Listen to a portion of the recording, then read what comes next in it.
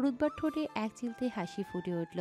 এদিকে উপমা সেকেন্ড খানিক রুতবা আর তুর্যের হাতের দিকে তাকিয়ে চলে গেল। উপমা চলে যেতেই তুর্য রুতবার হাত ছেড়ে দিল। রুতবা অবাক হয়ে গেল তুর্যের ব্যবহারে। কেটে গেল এক সপ্তাহ। জ্যৈষ্ঠ শুরু হয়েছে। আজ ক্যাম্পাস থেকে কক্সবাজারে শিক্ষা সফরে নিচ্ছে। যদিও অরুণিকার যাওয়ার কোনো ইচ্ছে নেই, কিন্তু বাসায়ও তার ভালো লাগছে না। এদিকে আহনাফ, ইভান আর তুর্য পিকনিক বাসে উঠে বসেছে। তুর্যকে ক্লাবের ম্যানেজমেন্টের দায়িত্ব দিয়েছে ডিন, আর ক্লাব থেকেই সব আয়োজন করা হয়েছে, তাই সেও যাচ্ছে। অন্যদিকে রুতবা একদিন হলো বেশ শান্তভাবে কথা বলেছে অরুণিকার সাথে। অতীত ব্যবহারের জন্য ক্ষমাও চেয়েছে। তাই অরুণিকা এসব নিয়ে আর ভাবল না। তারা দুজনেই পাশাপাশি বসেছে আজ। টুকটাক কথাও বলছে, তবে আগের মতো ঘনিষ্ঠতা নেই। উভয়ের মাঝে অনেক জড়তা ভিড় করেছে। প্রাক্তন শিক্ষার্থীদের মধ্যে জয়িতাও এসেছে। অন্যদিকে ইমান অরুণিকা যাচ্ছে দেখে কক্সবাজার যাওয়ার সিদ্ধান্ত নিয়েছে। আর জয়িতা তাকে বলেছিল এই ভ্রমণ অরুণিকাকে তার কাছে নিয়ে আসবে। সেও জানতে চায় কিভাবে এটা সম্ভব। বাস চলতে শুরু করলো। ইমান চোখ বন্ধ করে ভাবল। নিকা যাতে এবার আমার অনুভূতিটা বুঝতে পারে। এদিকে ইভান আর তুর্য আহনাফের দিকে তাকিয়ে আছে। তারা দুজনেই চায় আহনাফ আর অরুণিকার মধ্যে যাতে সব ঠিক হয়ে যায়। অন্যদিকে জয়িতা ফোনের স্ক্রিনে তাকিয়ে বাঁকা হাসল। স্ক্রিনে শিরিন সুলতানার নামটি ভেসে উঠেছে। তিনি মেসেজ দিয়েছেন জয়িতাকে। সেখানে লেখা, তোমার হাতে এটাই শেষ সুযোগ। কোনো জাদুই আহনাফের উপর কাজ করছে না। একমাত্র তোমার দেওয়া মেডিসিন অরুণিকা আর আহনাফের জীবন পাল্টে দেবে। এরপর আহনাফ বাধ্য হবে অরুণিকাকে ছাড়তে। ঠান্ডা মাথায় সব কাজ করবে, কিন্তু ভুল যাতে না হয়। এটাই কিন্তু শেষ সুযোগ। উল্টো দিকে ফিরে শাড়ি পরছে রুহানি। চুলগুলো খোপা করে রেখেছে সে। এমন সময় আরাফ রুমে ঢুকেই থমকে দাঁড়ালো। রুহানি পেছন ফিরে আরাফকে দেখে দ্রুত কুচি গুজে গায়ে আঁচল জড়িয়ে নিল। আরাফ আমতা আমতা করে বলল, সরি, আমার নক করে আসা উচিত ছিল। রুহানি লাজুক হেসে বলল, কি বলছেন? আপনারই রুম, নক করতে হবে কেন? রুহানি এই বলে দ্রুত এলোমেলো হয়ে থাকা বিছানাটি গোছাতে লাগলো।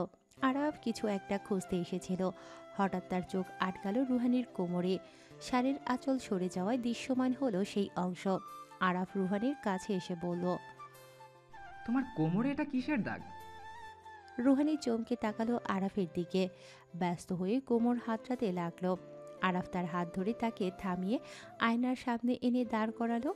রুহানি উল্টো দিকে ঘুরে ঘাড় ফিরিয়ে আয়নায় নিজের কোমরের সেই ক্ষতটি দেখে চুপসে গেল। দ্রুত শাড়ির আঁচল টেনে ইতস্তত ভাব নিয়ে আরাফের দিকে তাকালো। আরাফ জিজ্ঞাসু দৃষ্টিতে রুহানির দিকে তাকিয়ে আছে। রুহানি ক্ষীণ কণ্ঠে বলল, হয়তো ব্যথা লেগেছিল।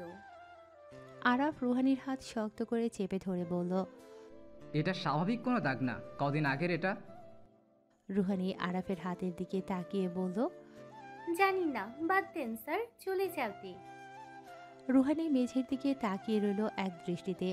আরাফ তার থুতনি ধরে বলল, সত্যি বলো মেয়ে, কি হয়েছে? রুহানি কাপা কণ্ঠে বলল, ওই দিন আমাকে যখন ধরে নিয়ে গিয়েছিল ওরাই। আরাফ ছেড়ে দিল রুহানিকে। মুখ ঘুরিয়ে নিল সে। রুহানির চোখ ছলছল করে উঠল। আরাফ বেরিয়ে যাবে তখনই রুহানি ব্যস্ত কণ্ঠে বলল, আপনি চলে যাচ্ছেন কেন? আরাফ ক্ষীণ কণ্ঠে বলল, আমি আসছি। রুহানি হতাশ দৃষ্টিতে আরাফের যাওয়ার পানে তাকিয়ে রইল। তার চোখ বেয়ে জল গড়িয়ে পড়ল। আয়নার সামনে দাঁড়ালো সে। নিজেকে আপাত মস্তক দেখে চোখ সরিয়ে নিল। বিড়বিড় করে বলল, আমার শরীরে তো অনেক দাগ। এমনিতেই আরব স্যার আমার কাছে আসতে চাইছেন না। এখন এই দাগ দেখে ওনার আমার উপর নিশ্চিত ঘৃণা জন্মেছে। রুহানি ব্যস্ত হাতে তার কোমরের সেই ক্ষতটিতে ক্রিম লাগাচ্ছে। হঠাৎ দরজায় কড়া নাড়ার শব্দ শুনে শাড়ির আঁচল ঠিক করে সোজা হয়ে দাঁড়ালো সে। দেখল আরাফ আবার রুমে এসেছে। তার হাতে কি যেন একটা আছে। আরাফ রুমে ঢুকে দরজার নব ঘুরিয়ে দিল। রুহানি অবাক হয়ে তার দিকে তাকিয়ে আছে। আরাফ তাকে বিছানায় বসার জন্য ইশারা করল। রুহানি ভ্রু কুঁচকে বলল, জি। আরাফ এবার জোর গলায় বলল, বসো। রুহানি চুপচাপ খাটে বসল। আরাফ তার পেছনে এসে বসতেই রুহানি হুট করে দাঁড়িয়ে গেল। আরাফ তার হাত ধরে বলল। বসতে বললাম না? রুহানি মাথা নেড়ে পুনরায় বসে পড়ল। হঠাৎ আরাফ তার শাড়ির আঁচল টেনে নামাতে রুহানি বাকরুদ্ধ হয়ে গেল। আরাফ তার ক্ষতে আঙুল ছোঁয়াতেই চোখ মুখ খিচে ফেলল সে। আরাফ ভ্রু কুঁচকে বলল। এই মেয়ে, এখানে কি লাগিয়েছো এগুলা? আরাফের কিঞ্চিত রূঢ় কণ্ঠে রুহানি ভীত স্বরে বলল। Body cream. তোমাকে কে বলেছে বডি ক্রিম লাগাতে? কাবিলতি করো, গাধা একটা। এই বলে আরাফ একটি অ্যান্টি স্কার ক্রিম লাগিয়ে দিল সেই ক্ষতে। রুহানি চুপচাপ বসে আছে। আরাফ বলল। এই দাগ আর কোথাও আছে? রুহানি মাথা নেড়ে বলল। হুম।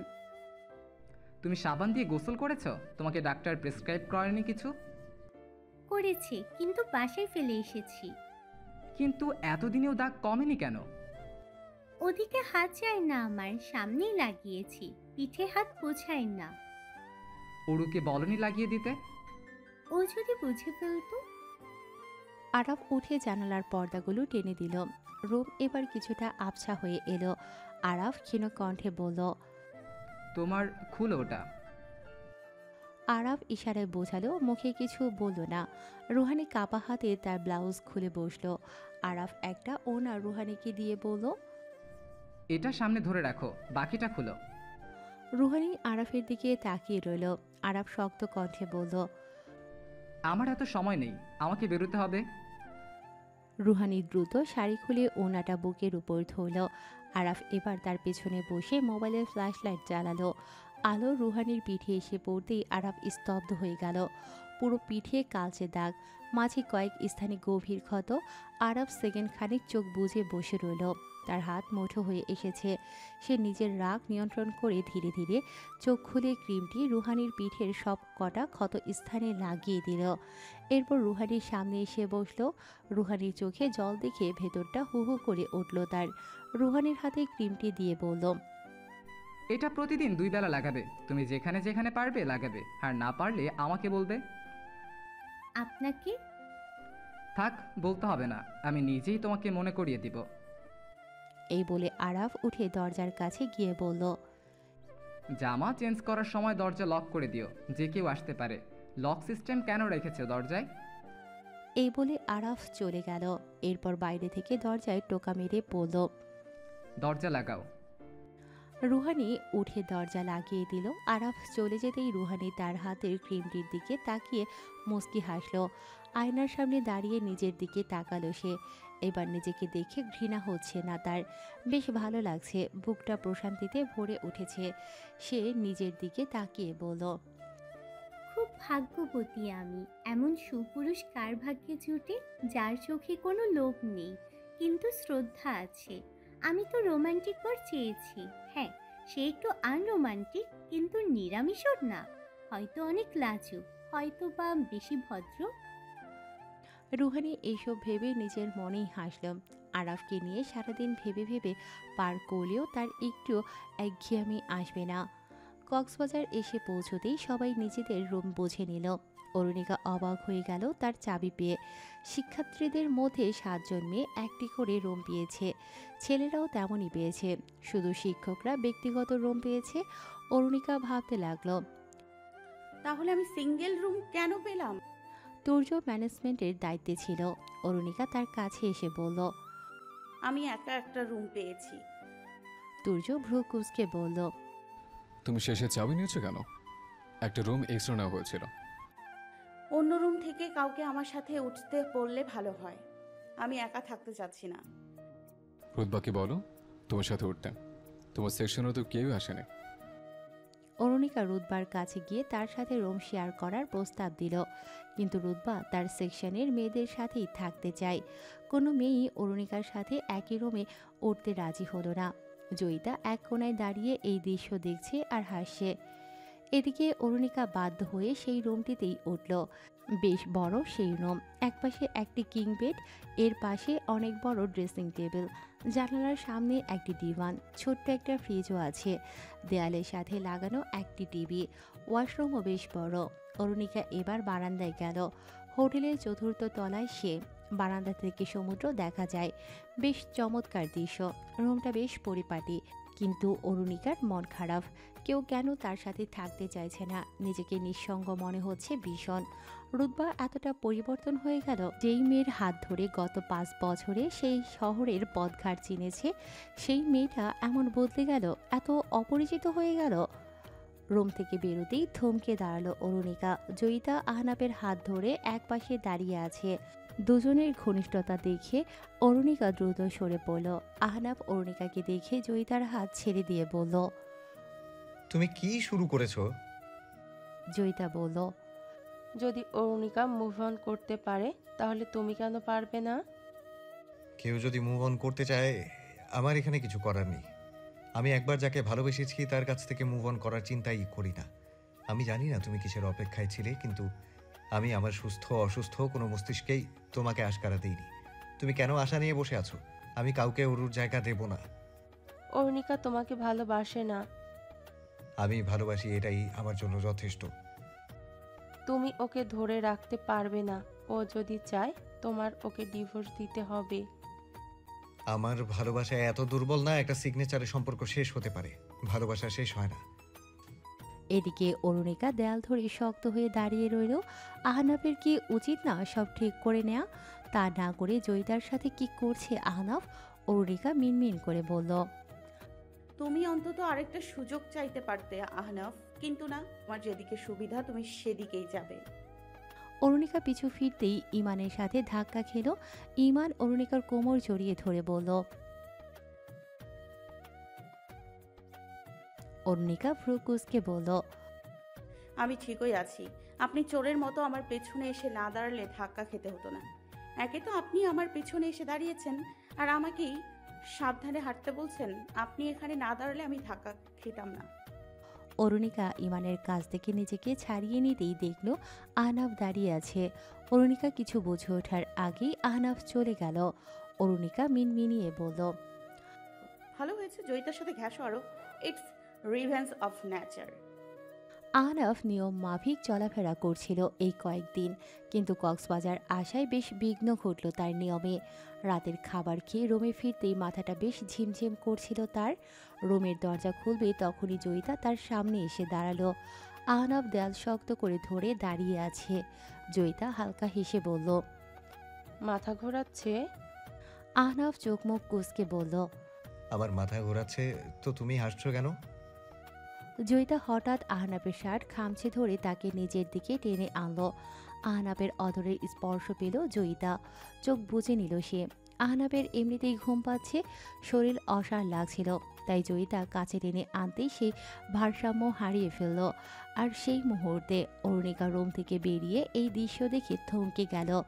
রুতবা বারবার ফোন দেয় সে রুম থেকে বেরিয়েছিল, কিন্তু এমন কিছু দেখবে সে আশা করেনি। অরুণিকা দ্রুত রুমে ঢুকে দরজা বেঁধে দিল। এদিকে আহনাফ জয়িতার কাছ থেকে নিজেকে ছাড়িয়ে নিয়ে চোখ মুখ কুঁচকিয়ে তার দিকে তাকালো। এরপর শার্টের হাতা দিয়ে ঠোঁট ঘষতে লাগলো। জয়িতা কিছু বলতে যাবে, আহনাফ তাকে থামিয়ে দিয়ে বলল, আর কোনো ওয়ার্নিং দিচ্ছি না তোমাকে। আরেকবার আমার আশেপাশে ঘেসলে তোমাকে ইউনিভার্সিটি থেকে বের করে দিতে বলবো। সরি স্যার, আর হবে না, আমার কাজ শেষ। এই বলে জয়িতা চলে গেল। আহনাফ ঘুমো ঘুমো চোখে রুমে ঢুকে দরজা আটকে শুয়ে পড়ল। জয়িতা সিঁড়ি বেয়ে নামতেই রুতবাকে দেখল। রুতবা তাকে দেখে ব্যস্ত কণ্ঠে বলল, আপনার কথা মতো ওরুকে ফোন দিয়ে বের হতে বলেছি। ও কি দেখে ফেলেছে? হ্যাঁ, যা দেখানোর ছিল দেখে ফেলেছে। এখন অরুণিকা মনে করবে আহনাফ ওকে না পেয়ে আমাকে সময় দিচ্ছে। এই বলে জয়িতা হাসলো আর বলল, বেচারা আহনাফ, ওর বউ জানেই না ও কতটা ইনোসেন্ট। এখন আমাদের লাস্ট প্ল্যান, আগামীকাল রাতে আমি যা যা বলেছি তুমি তাই করবে। এরপর বাকিটা অরুণিকা নিজেই করবে। কক্সবাজারে 3 দিন কেটে গেল। আজ শেষ রাত। আগামীকাল সকালে চট্টগ্রাম ফিরবে সবাই, তাই রাতে ক্যাম্পাসের শিক্ষার্থীরা বারবিকিউ পার্টির আয়োজন করেছে। রিসর্টের বাইরে খোলা জায়গায় সবাই গোল হয়ে বসেছে, যে যার কাজ ভাগ করে নিয়েছে। কেউ কেউ গানের প্লেলিস্ট তৈরি করেছে। শিক্ষকবৃন্দ বসে বসে শিক্ষার্থীদের কাজ দেখছে। আহনাফও বসে আছে আর এদিক ওদিক অরুণিকাকে খুঁজছে। সকাল থেকে সে খেয়াল করেছে অরুণিকা কেমন যেন অন্যমনস্ক হয়ে আছে, ঠোঁটে হাসি নেই। অনেকক্ষণ অরুণিকাকে আশেপাশে না দেখে তাকে খোঁজার জন্য উঠে দাঁড়াতেই থমকে গেল আহনাফ। অরুণিকা সবেমাত্র রিসর্টের বাইরে বেরিয়ে এলো। পরনে হলুদ শাড়ি, ভীষণ স্নিগ্ধ লাগছে তাকে। খোলা চুলগুলো হাওয়ার তালে উড়ছে। অরুণিকা বেরোতেই গান বেজে উঠল কুয়াশ বাহির। তার ফিরে আসা অজানা, তার চলে যাওয়া অচেনা গানটি। আহনাফ চমকে উঠল সেই গান শুনে। সে অরুণিকাকে নিয়ে লিখেছিল সেই গান। আহনাফ ধপ করে বসলেই ইভান আর তুর্য তার দিকে ভ্রু কুঁচকে তাকালো। তারা আহনাফকে এক দৃষ্টিতে সামনে তাকিয়ে থাকতে দেখে তার দৃষ্টি অনুসরণ করল। এরপর অরুণিকাকে দেখে একে অপরের দিকে তাকিয়ে মুচকি হাসি ফেরত দিল। তুর্য আহনাফের পিঠে হাত বুলিয়ে বলল, সামলা সামলা, নিজেকে সামলা ভাই, সামনে কিন্তু বউ না, স্টুডেন্ট দাঁড়িয়ে আছে। আহনাফ নিজেকে স্বাভাবিক করে চোখ সরিয়ে নিতেই দেখল ইমান অরুণিকার দিকে তাকিয়ে আছে। হাত মুঠো হয়ে এলো আহনাফের, তবুও চোখ বুজে নিজেকে নিয়ন্ত্রণ করলো সে। এদিকে অরুণিকা নিচে এসে সবার সাথে বসলো, কিন্তু কোনো শান্তি পাচ্ছে না সে। কেউ তার সাথে কথা বলছে না, কিন্তু কেন? তার সেকশনের কোনো মেয়েই আসেনি। তবে বাধ্যতামূলক নয় যে শিক্ষা সফরে আসতেই হবে। তার ক্লাসের ঘনিষ্ঠ বন্ধু তাহসিন এসেছে শুধু, কিন্তু ক্লাসের আরও অনেক ছেলে থাকায় তাহসিন তাদের নিয়ে ব্যস্ত ছিল। রুধবার সেকশনের অনেক মেয়েই এসেছে। এদের মধ্যে কয়েকজনের সাথে ক্যাম্পাসে বেশ আড্ডা জমে অরুণিকার, কিন্তু কক্সবাজার আসার পর থেকে এরা যেন অরুণিকাকে দেখেও দেখছে না। এদের এই উপেক্ষার কারণ যে কোনোভাবেই বুঝতে পারছে না। এতগুলো সিনিয়র জুনিয়রের মধ্যে সে একা একটি মেয়ে এক কোনায় বসে আছে। এই মুহূর্তে তার সাথে কথা বলার জন্য উদ্গ্রীব ইমানই একমাত্র অবশিষ্ট মানুষ, কিন্তু অরুণিকা তাকে দেখলে বিরক্ত হয়। বিধায় ইমান তার কাছে আসার সাহস পাচ্ছে না। ক্যাম্পাসে জয়িতা ও তার ব্যাচমেটদের এই বছরই শেষ বছর, তাই তারা নিজেদের উদ্যোগে নিজেদের খরচে ভিন্ন আয়োজন করেছে। বিভিন্ন প্রকারের পানীয়ের আয়োজন করেছে তারা। কোনোটা গোলাপ ও রিউচিনির মিশ্রণে, কোনোটা গোলাপ, লেবু ও পুদিনার মিশ্রণে, আবার কোনোটা আনারস ও নারকেল পানির মিশ্রণে তৈরি। আরও বিভিন্ন প্রকারের ককটেল ভর্তি জার রাখা আছে টেবিলে, যেগুলো শিরার বিভিন্ন ফল, আয়ুর্বেদিক পাতার রস দিয়ে তৈরি। জয়িতা নিজ হাতে জার থেকে সোডা গ্লাসে ঢেলে সবার হাতে হাতে দিচ্ছে। অরুণিকা চুপচাপ দাঁড়িয়ে আছে, তার ইচ্ছে করছে সবকটা নিতে, কিন্তু জয়িতা যেন তাকে দেখেও দেখছে না। জয়িতার এই হাবভাব কারোরই দৃষ্টি এড়াচ্ছে না, কিন্তু অরুণিকার জন্য কেউ এগিয়েও আসছে না। এমনকি রুধবাও এলো না। সে অন্তত জয়িতার কাছ থেকে অরুণিকার জন্য ককটেল নিয়ে আসতে পারত, কিন্তু যায়নি। অন্যদিকে ইমান যেতে চাইলে রুধবা তাকে থামিয়ে দিয়ে বলল, এত দরদ আপাতত দেখাতে হবে না, আপনার জন্যই সব করছি। ইমান ভ্রু কুঁচকে বলল, এখানে আমার জন্য কি করছো বুঝলাম না। শুধু শুধু নিকাকে কষ্ট দিচ্ছ তোমরা। তোমাদের প্ল্যান কি সেটা তো আমাকে বলোইনি। আপনি চুপ থাকেন, বেশি কথা বলতে হবে না আপনার, নিজের জায়গায় গিয়ে চুপচাপ বসে থাকেন। এই বলে রুধবা ইমানকে পাঠিয়ে দিল। এদিকে অরুণিকা ভাবছে তাহসিনকে পাঠাবে, কিন্তু তাহসিন তো ছেলেদের আড্ডায় মশগুল। তাহসিনকে ডাকার জন্য ওই দিকটায় যেতে বেশ ইতস্তত বোধ করছে অরুণিকা। শেষমেশ সে বিড়বিড় করে বলল, থাক, রিজিকেই নেই। এই বলে বসে পড়ল সে। এদিকে আহনাফ তীক্ষ্ণ দৃষ্টিতে জয়িতার দিকে তাকিয়ে আছে। অরুণিকার সাথে এমন শীতল ব্যবহারের জন্য বেশ চটে আছে সে জয়িতার ওপর। যদিও জয়িতা এসে তাকে এক গ্লাস নিজ হাতেই এগিয়ে দিয়েছিল, কিন্তু আহনাফ নেয়নি। তবে অরুণিকার শুকনো মুখের দিকে তাকিয়ে বসে থাকতে পারল না আহনাফ। জয়িতার কাছে এসে সবকটা ককটেল আলাদা ট্রেতে সাজিয়ে দিতে বলল। জয়িতা বাঁকা হেসে ককটেল সাজাতে লাগলো, আর আহনাফ টেবিলে হেলান দিয়ে অরুণিকার দিকে তাকিয়ে আছে। জয়িতা ট্রে সাজিয়ে উপরে উঠিয়ে দিতেই আহনাফ ট্রে নিয়ে রিসর্টের ভেতরে চলে গেল। রুধবা জয়িতার কাছে এসে বলল, আপু কাজ হয়েছে? জয়িতা গানের তালে শরীর দোলাতে দোলাতে বলল, শিকার নিজেই ফাঁদে ধরা দিয়েছে। সরি, বুঝতে পারে তোমাকে মেরে ফেলবে। আগে এই ট্রমা কাটিয়ে উঠুক। আজ যেই ধাক্কা খাবে কয়েক সপ্তাহ সোজা হয়ে দাঁড়াতে পারবে না। আমি জানি আহনাফ চৌধুরী অরুণিকার ব্যাপারে কতটা দুর্বল। কিন্তু আমরা যা ভাবছি তা যদি না হয়, অরু যদি সব মেনে নেয়? এই জন্যই তো পরবর্তী কাজ তোমার। আমার ভীষণ ভয় লাগছে, তুর্য যদি বুঝে ফেলে আমার কি হবে? এত কিছু ভাবতে হবে না, আমি সব ঠিক করে দেব। এদিকে অরুণিকা এখনো বসে আছে বাইরে। হঠাৎ রুদ্বা তার পাশে এসে বলল। অরুণিকা ক্ষীণ হেসে বলল, এতক্ষণ পর তোর একটা হেল্প লাগবে। হেল্প লাগবে তাই এসেছিস? তোর রুমের চাবিটা দিবি? কেন? আমার ওয়াশরুমে যেতে হবে। তোদেরটা কোথায়? আমার কাছে ছিল কিন্তু হারিয়ে ফেলেছি। এখন ওদের বললে